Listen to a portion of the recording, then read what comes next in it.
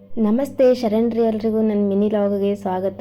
ಊರಿಂದು ನಮ್ಮ ತಂಗಿ ಬಂದಿಳು ಹಾಲಿಡೇಸ್ ಅದ ಅಂತ, ಹಾಗೆ ಸಂಜೆ ಬ್ಯಾಸರ ಹೊಂಟದಂತ ವಾಕಿಂಗ್ ಹೋದೆವು ನೋಡ್ರಿ. ಇಬ್ರು ಮಾತಾಡ್ಕೊಂಡು ಮಜಾಕ್ ಮಾಡ್ಕೊಂಡು ಹೋಗ್ಲತ್ತಿದ್ ನೋಡ್ರಿ. ಹೋಗ್ಬೇಕಾದ್ರೆ ಏನಾದರೂ ಸ್ನ್ಯಾಕ್ಸ್ ತಿನ್ಬೇಕು ಅನ್ಸ್ಲತ್ತಿತ್ತು. ಅಲ್ಲೇ ಒಂದು ಶಿವನ್ ಟೆಂಪಲ್ ಇತ್ತು. ಶಿವನ್ ಟೆಂಪಲ್ ಬಾಜು ನಮಗೆ ಕಂಡಿದ್ದೆ ಗೋಲ್ಗಪ್ಪ ಅಂಗಡಿ ನೋಡ್ರಿ.